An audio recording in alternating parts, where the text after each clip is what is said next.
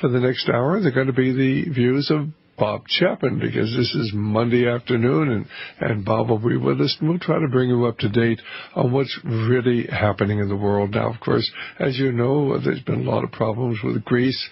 They've come up with loans for about $140 billion for Greece. But, of course, Greece is going to have to put in some very, very severe restrictions. They're going to have to raise their taxes. They're going to have to cut benefits. They're going to have to cut pensions. They're going to have cut salaries for government employees. And, of course, the unions there are threatening simply to destabilize the country. They don't want to take any wage cuts. But Greece is either going to, have to cut back massively on their expenditures, or they're going to go into default, and of course they will default on all their bonds, all of their loans that they've taken out. And when that happens, if that were to happen, the whole financial structure of Europe would begin to come down. Already Portugal and Ireland and Italy and Spain are in real financial problems, and they've got something like close to 20% unemployment in Spain. All of these countries are having real financial problems, and we're not sure which one's going to go next. But what is it, about $140 billion they've given to Greece, Bob? Well, that is the proposal.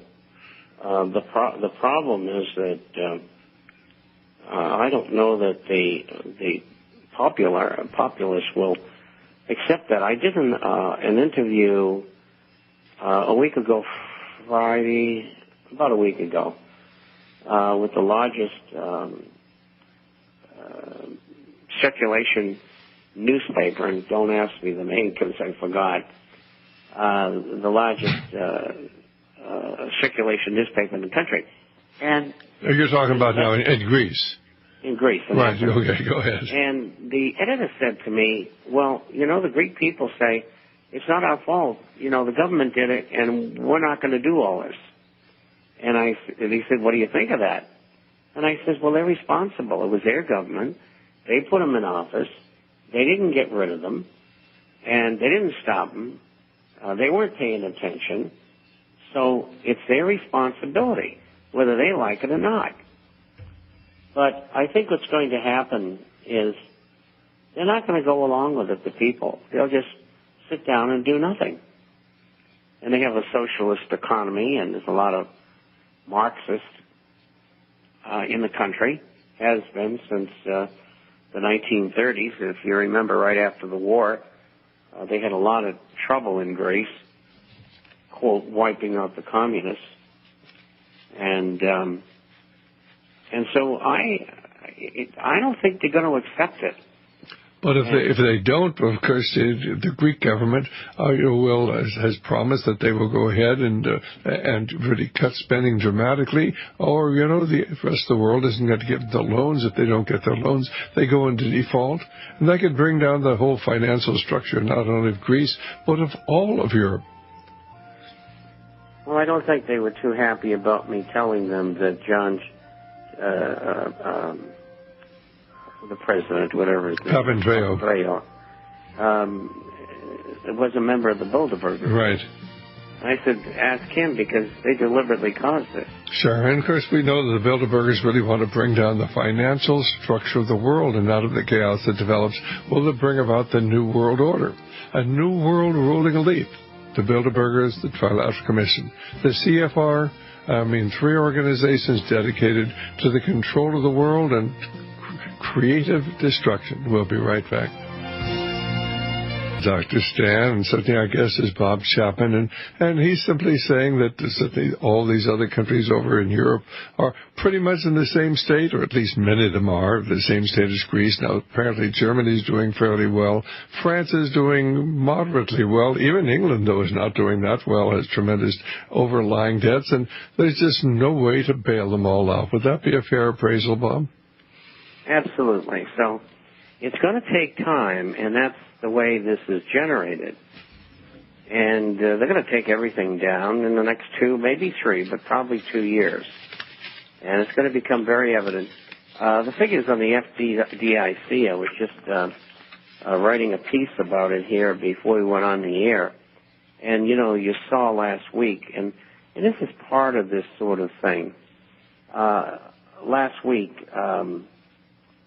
7 banks failed. Now, what is significant is 2 years ago, approximately, IndyMac went under, and it was an $8 billion loss for the FDIC. Those 7 banks amounted to $7.33 billion, and the FDIC has lost $16 billion this year. Now, my figures differ from other figures by the news services, but I think mine are more right than theirs.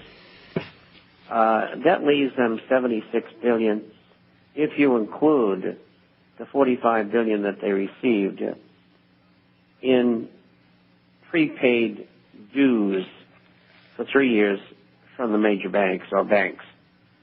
And so I think that probably the amount of money that they have will probably last to the end of the year, maybe into the first quarter of next year. And that's it. And so that means next year more money will have to go to the FDIC or the insurance will end. I believe the insurance will end from what I have been told by someone who attends the Fed meetings. And if that's but of course, if the FDIC were to fold its tent, that would mean that people would be afraid to put their money in the banks. They would have no protection. What are they going to put it in bonds with interest rates going up and ratings dropping of all kinds? Are they going to go in the stock market that by all standards is way, way, way overpriced now? The only place they could go is to gamble in commodities or be safe in gold and silver related assets. And most of them don't even know about them. They don't understand them, never heard of them. And what's worse yet, their brokers are ignorant of anything in that sphere. They've never had anything to do with it. And so 95% of the people are going to lose their money. Almost all of it. Well, that's what they face. Well, I think you're probably right, because there's one reason we do what we do is to warn people to get themselves into good shape financially, because I really do believe that the invisible government wants to create financial chaos. Creative destruction. Creative destruction. I love that term. So it is a term that Alan Greenspan uses frequently in his book, The Age of Turbulence. Creative destruction. I thought he was quoting you. No, actually, it's a term that a fellow named Joseph Schumpeter, who actually was taught at Harvard, had coined, talking about that it was creative destruction was the means by which the whole world was going to be altered. And Alan Greenspan has simply picked this up as a vehicle of describing how they're going to destroy the old financial order and bring in a new financial order. Incidentally, if you read David Rockefeller's memoirs, David Schumpeter was one of his professors. So they began to see the connection between David Rockefeller of the Chase Manhattan Bank, the CFR, the Bilderbergers, the Trilateral Commission, and this whole idea of creative destruction. That's right. And Keynesianism is going to die sooner or later. Well, the evil live a good long time, and he's lived for he's well into his 90s at the present time, but still one of the dominant forces in the world. Well, certainly, Bob, as we look and see what's going on, the stock market seems to be doing fairly well, but gold has moved up really surprisingly well here this last a week or so. It was closed, it got almost to 1,190. I think it closed about $1,182 an ounce. But that's really a very, very strong move for gold. Why is gold moving as strongly at this time? Is this a prelude to something we don't know about? It's called a flight to quality. In part, it's because of higher inflation and higher expectations of inflation. But the most important underlying fact is that people are dumping assets and going to gold and silver-related assets. Not lots of them, but enough of them make a difference. And, of course, at the same time, you have our government in there all the time, manipulating the markets. I mean, it's so obvious they don't care. The Treasury Department is now investigating J.P. Morgan Chase for manipulating the silver market. I don't think anything will come of it, but that's what they're doing. They have to make it look like they are doing something about something.